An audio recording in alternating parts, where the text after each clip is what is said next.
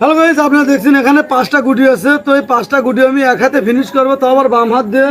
তো আমার যে ভাই তো মুস্তাকিম আছে, মুস্তাকিম সাক্ষী। আপনারা নিজের চোখেই দেখুন কিভাবে আমি বাম হাত দিয়ে 5টা গুটি এক হাতে ফিনিশ করি।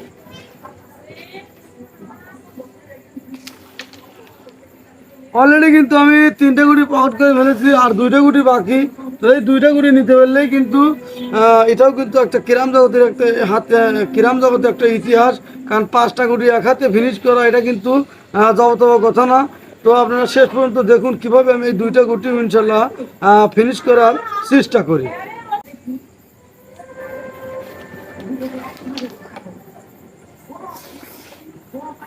হ্যালো গাইস, আপনারা দেখছেন আমি কিন্তু অলরেডি 4টা গুটি পাওয়ার করে ফেলেছি, আর মাত্র একটা গুটি বাকি। এই গুটিটা নিতে পারলেই কিন্তু একটা ইতিহাস তৈরি হবে, কারণ এই গুটিটা কিন্তু অত্যন্ত কঠিন গুটি, কারণ একেবারে মাঝখানে কাঠের সাথে লাগানো আছে। আপনারা নিজের চোখেই দেখুন। হ্যালো গাইস, আমি কিন্তু এই হলুদ গুটিটা কিন্তু আপনাদেরকে এখন কোন পকেটে যাবো, 2 পকেটে কিন্তু যায়। তো এই হলুদ গুটিটা আমি আপনাদেরকে এই পকেটেই নিয়ে দেখাচ্ছি। তো দেখুন কিভাবে আমি এই হলুদ গুটিটা এই পকেটে নিয়ে নিই।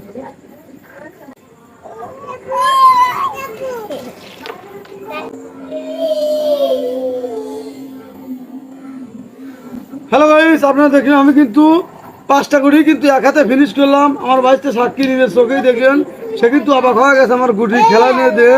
তো যাই হোক, আমার ভিডিওটা কেমন হলো।